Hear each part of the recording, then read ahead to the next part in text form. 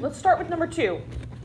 Since I said everybody should know how to do number 2 based on what we did on the 7-1 notes paper. What's the base on f of x, on that function they gave us to start with? 2 is the base.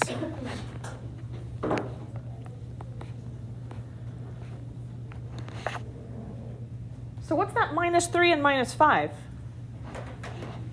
H and K. Here we have the opposite. So what is our actual H value? +3.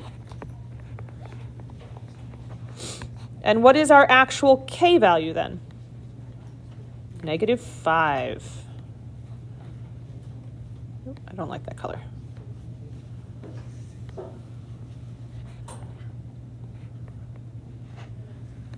So if I took away the H and I took away the K, and do we have an A value to worry about here?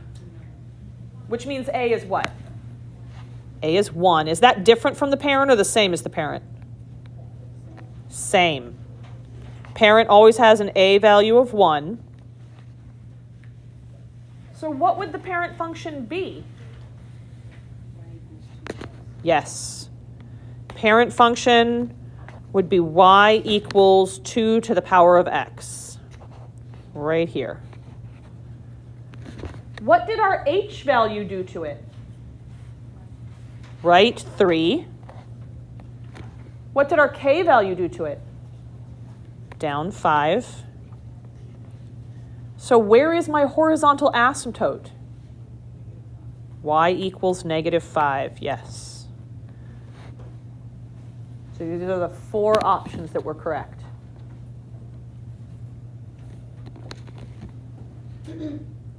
Up at number 1, let's go look at that one next. Yes, ma'am. Yes, I was. So there is a video of that one posted. So they give us this as a formula. Does anybody remember? This is what we ended class with yesterday, so if you don't remember, I definitely understand. Does anybody remember what this little lowercase a stands for?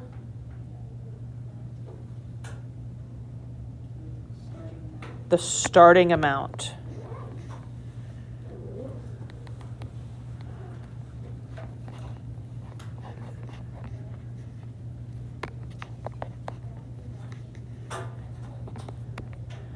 What does the exponent of t mean? Time.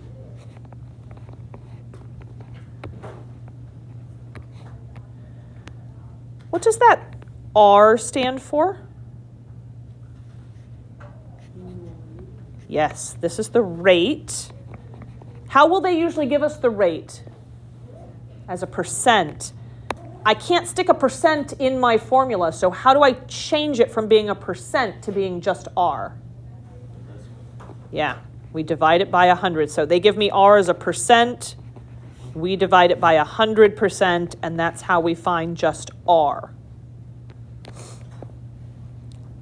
Does anybody remember these parentheses here, when we add 1 and r together, what we call that? Growth factor, yes.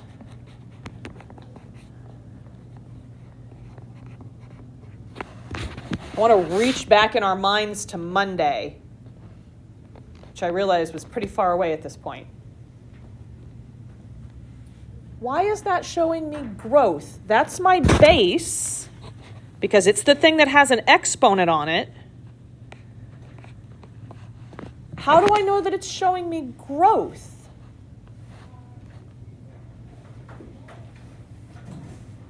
Does anybody remember what has to be true about the base in order for it to be exponential growth? Pull out that 7-1 notes page. It's on the front where it says learn. Up at the top in that text, it was one of the things that we circled. Has to be bigger than 1. So if I take 1 plus something, I'm guaranteed to be bigger than 1. So this is growth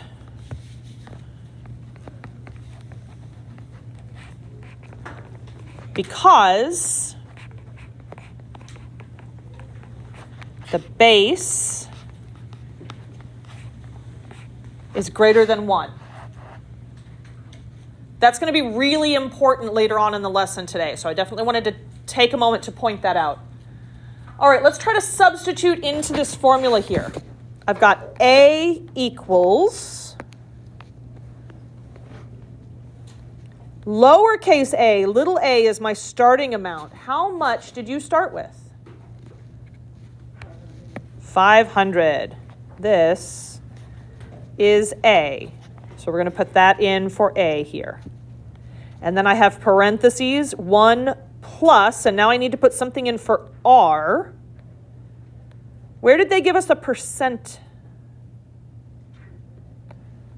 3.2 with a percent sign on it. So I have to take 3.2% and I have to divide that by 100%.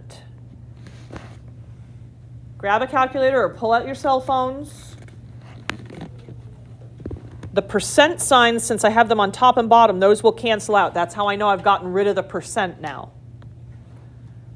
So into my calculator, I'm going to type 3.2 divided by 100. That gives me the value for R that I need to put in there. Yes, sir. Absolutely, I will. 0.032. This is R. Come on.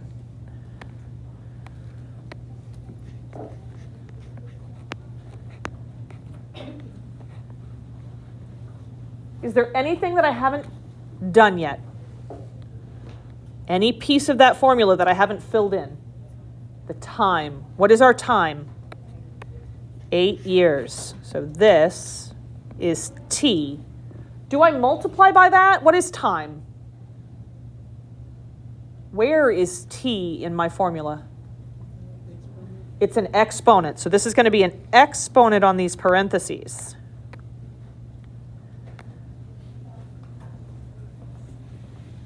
Add these two numbers together inside the parentheses. What do we get when we add those two? 1.032. And then that's to the power of 8. We're going to take this and we're going to put it into our calculator just like that. If you need a calculator, please raise your hand. All right. Grab one, pass them back. Grab one, pass them back.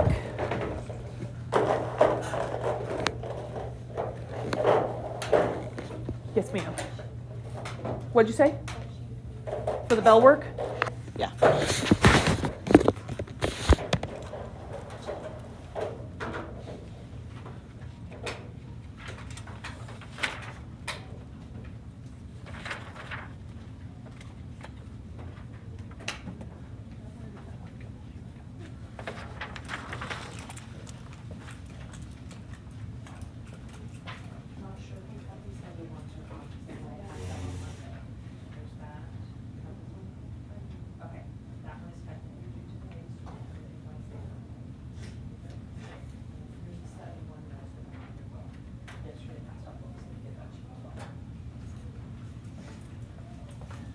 What did we get when we popped it in the calculator?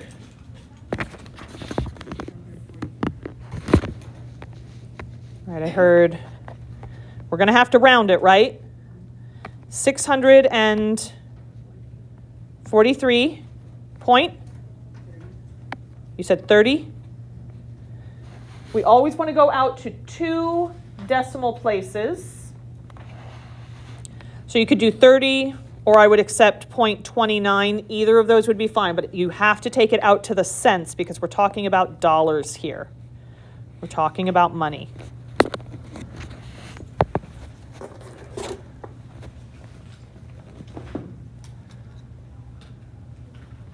All right. Open up your books to page 358 for me. 358. There you go.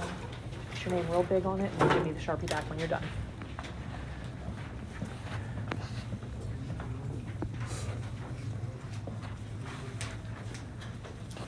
All right, so we left off here with Mr. Lopez.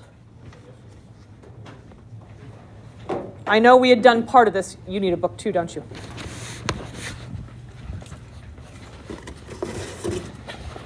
Thank you. Yes. Sorry, I just remembered that you weren't here yesterday either. So those of you that just got books, page 358 is actually right at the front of the book. Because they took over counting where the other book left off. So it's going to be right towards the front.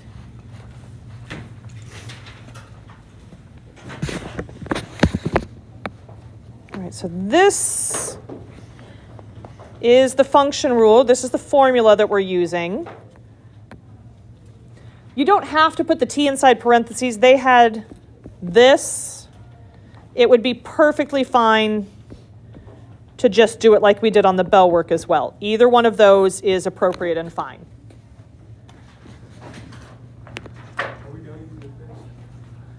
We're done using it for now, but you're going to want it for reference with the homework, and you'll want it as we study for the test, yes. And we had written out a function rule, I believe, right at the end of class for Mr. Lopez, correct? All right, so we had a of t equals, what was his starting amount?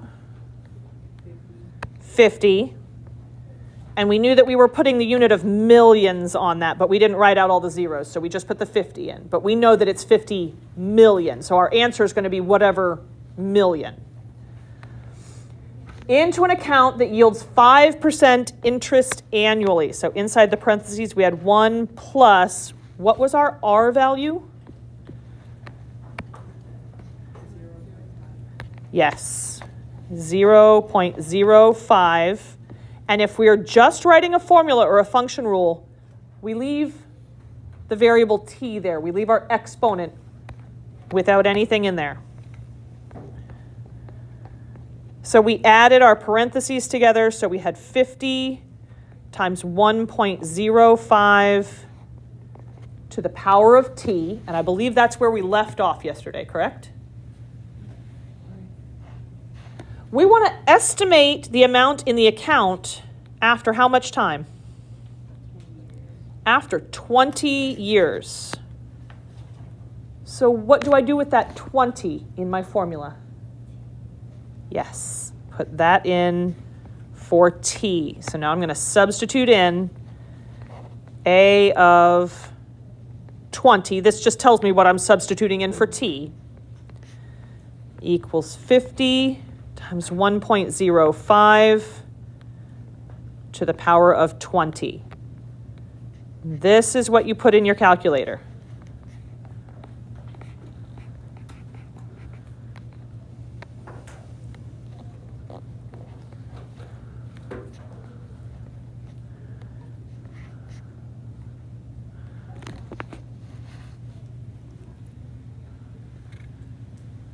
When you pop that in your calculator, 50 and then parentheses 1.05, close your parentheses, put in an exponent of 20. We get back approximately what? You said how much? 132.6. Is there another decimal point? 66 million.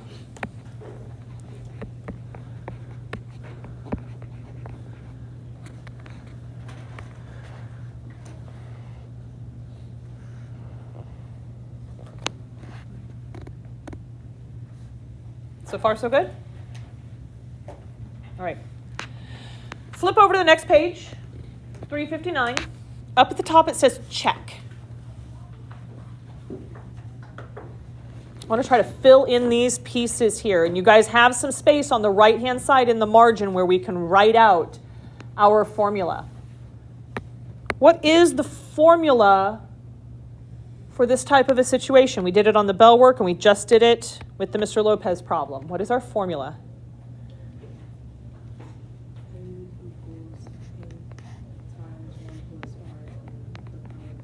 Yes. Capital A, that means our final amount, equals little a, that's my starting amount. At the end, we hope to have more than we started with, so that's why it's a little a. equals 1 plus r to the power of t. They want me to state the growth factor. Where do I look in the formula after I plug things in? Where do I look for the growth factor? This bit right here, the parentheses, is my growth factor. So I'm going to do 1 plus r to get my growth factor. What is the r value? 1%. Can I put 1% just like that into my formula? No, what do I have to do to it first? Yes, 1%, divide it by 100, and that gives us 0.01. That's my r value. So if I do that inside my parentheses, I have 1 plus 0.01. What is that when I add those together?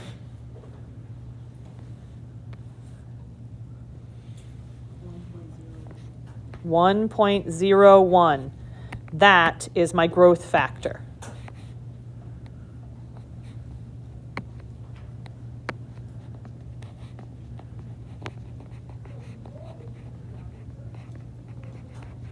So 1.01.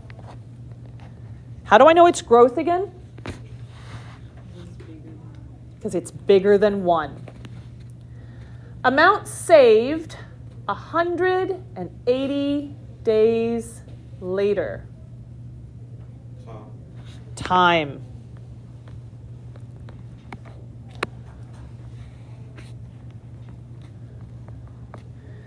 That is our T for time. What was the starting amount? How much? $1. So I have A equals $1 times 1.01 to the power of 180. Pop that in your calculator.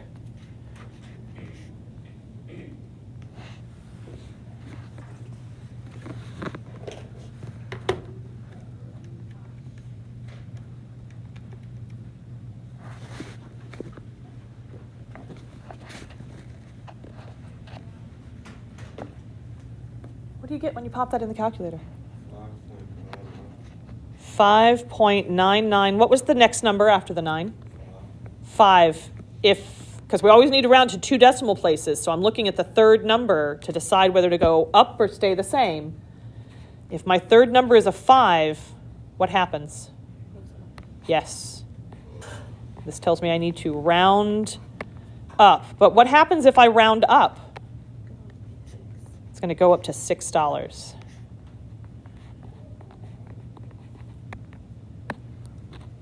So $6. So far, so good? All right. We've been talking about growth since Monday. Our exponential functions were all showing me growth in our graphs. In our word problems, we've been looking at growth. Let's learn about decay. So just a little bit further down on the page, decay occurs when the initial amount decreases by the same percent over a given period of time. So for an exponential function of the form, this right here, this looks like our parent functions, exponential decay occurs when b is between 0 and 1. So that means b is less than 1, but no negative numbers. It has to be a number that's in between 0 and 1. So something smaller than 1, but my base is not allowed to be negative numbers. The base has to be a positive number.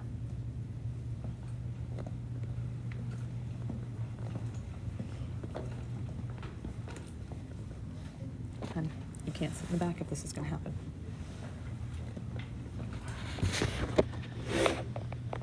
Exponential decay function that I would use with word problems is just like what we were doing for growth, except what do we do with the rate?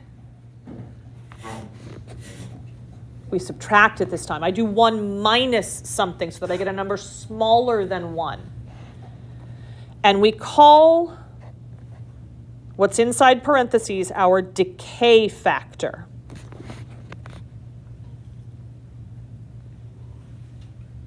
Right? Let's go look at the example. Example number 5. I want to know whether these are showing exponential growth or exponential decay. How will I know if it's growth? When my base b is greater than 1. How will I know if it is decay? Less than 1. It's going to be in between 0 and 1. So less than 1, but no negatives. That's what I mean by in between 0 and 1. So on part A here in example 5, what is my base?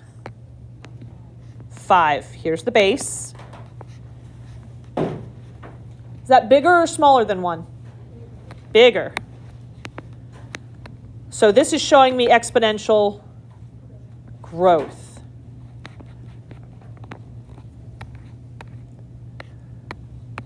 On part B, what's my base? 2 over 7. Here's the base. Please pop that in your calculator. I want to get a decimal approximation. 2 over 7. It's about 0.285. Is that bigger than 1? Nope. Is it bigger than 0? Yes, so it's not a negative, but it's smaller than 1. So is this showing me growth again? No, it's showing me what? Decay.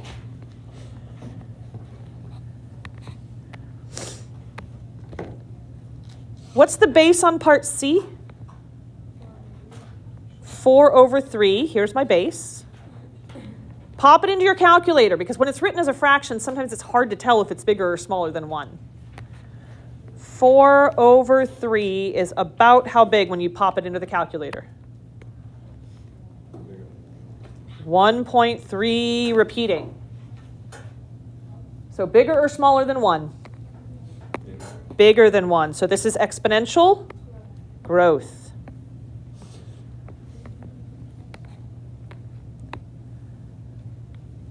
What about J? Example J here. What is the base? 1.05 is our base. Bigger or smaller than 1? Bigger than 1. So this is growth. What about E? What is my base? 0.85. One more time, I want to make sure we got this. How do I know, especially when there's an A value, how do I know what the base is? How will I always be able to identify the base? It has an exponent on it. Whatever has an exponent on it is the base. Is this going to be growth or decay? This decay. Why decay? It's less than 1. If it's bigger than 1, it's growth. If it's less than 1, it's decay. If it's negative, it doesn't count. That is not growth or decay if it's negative. I want to look down at example number 6. Do you guys have any questions about how we know whether it's growth or decay before we look at it 6? All right. So you guys have some room off to the side. You have some room in the margin here on the right-hand side. Because the first thing they say to do is to make a table of values. They didn't leave you very much room to actually make that table of values. So I've got X and Y. I'm going to pick my 5 favorite X's just like I did before on the graphing that we did yesterday and the day before. What are my 5 favorite x's? -2, -1, 0. -2, -1, 0, 1, and 2. What is the base for this function? 1/2. So into my calculator, I'm going to have 1/2 in parentheses, and then raised to the power of x. My first x is -2. What is 1/2 to the power of -2? +4. So on the graph that they drew us, that's this point right up here. I didn't do the highest point because I started my table in a different spot.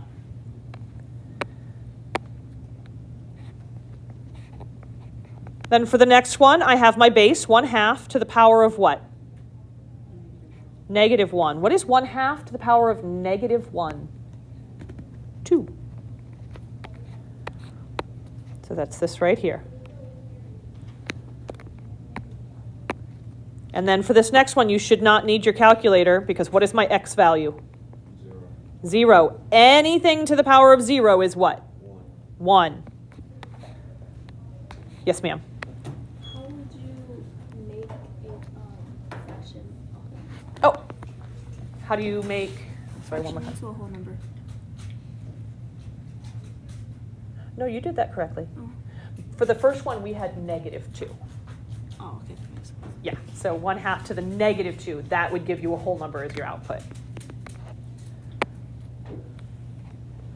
Then we have 1/2 to the power of what? To the power of 1. What is 1/2 to the first power? 1/2. So that's this right here. And then the very last one, 1/2 to what power? Second power. We're squaring it. What does it mean to square something? Multiply it by itself. 1/2 times another 1/2. Numerator to numerator, 1 times 1. Denominator to denominator, 2 times 2. If you put it in the calculator, if you do it in your head, or you write it down on paper, what is 1/2 squared? 1/4. It's this guy right down here. And then they already traced through there. What is the domain? What are the things I'm allowed to choose for x? What am I allowed to choose for x? All real numbers, -infinity to +infinity.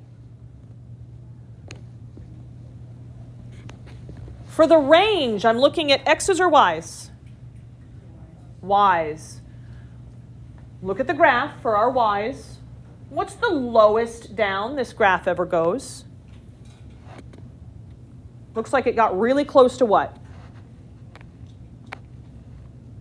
0. It's getting closer and closer to that x-axis. What's the highest the graph ever goes? Yep, we got our arrow on this end, so it keeps going up and up and up and up and up, so +infinity. We can't touch +infinity, so I put a parenthesis there. Also, it's getting really close to the x-axis, but it's not ever going to touch it or cross it. So I put a parenthesis there. Where's the y-intercept on my graph? At 1, so 0, 1. What is my horizontal asymptote? Specifically, how do I have to start all horizontal asymptotes? Y equals, so y equals 0.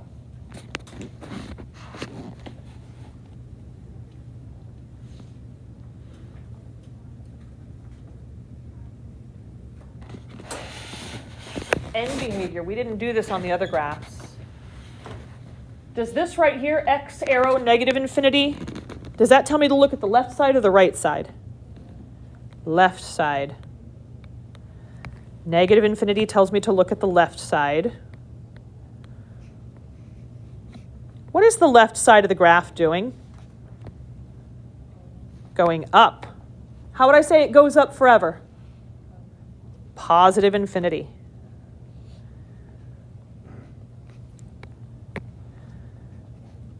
What does this notation mean here? Right side. What happened on the right side of the graph?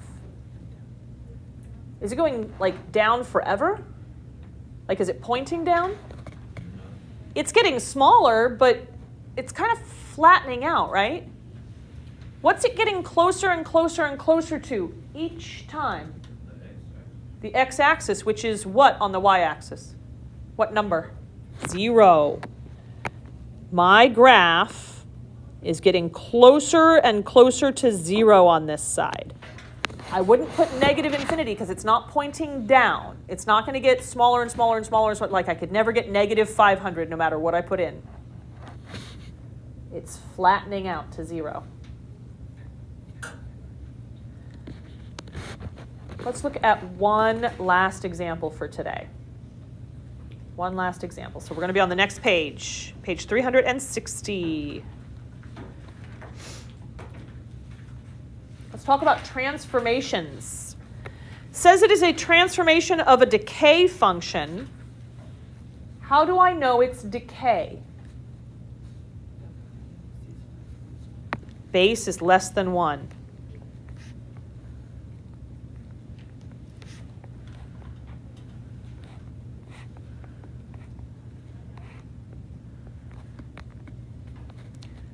So this, without the A, H, and K on there, that would be my parent. What is the A value on this one? -2. What's that going to do to it? Reflect over the x-axis. I always hate when they say in. Reflect over the x-axis. That's because it's a negative. What does the 2 part of that A value do? Vertically stretches it. Vertically stretches it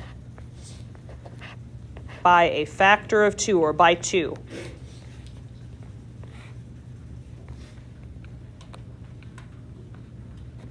What is my H value?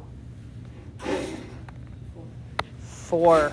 Right here, I see the opposite. So H is actually 4. What will that do to the graph if H is 4? Right, 4 units. So it translates 4 units to the right. And last bit of this, K. What is our K value? 3. What will that do to the graph? Up 3 units, so 3 units up.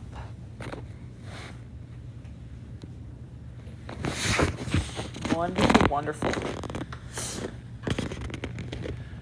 The graphing homework due today.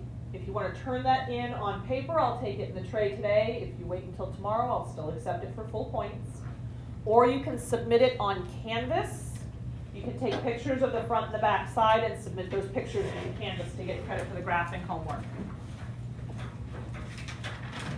The rest of your 7.2 homework is going to be due on Friday. So I called it 7.1 homework part 2. That's coming out right now.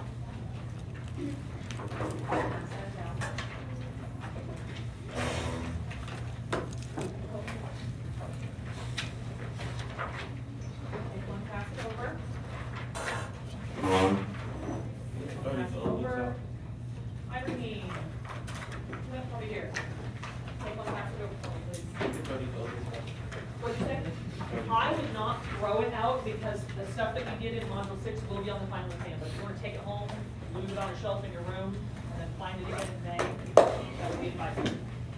You're welcome. But yeah, I cannot counsel you to throw it away. So the graphing homework, the other homework paper that I passed out, that one's due today. You can turn it in on Canvas or I'll accept it tomorrow too.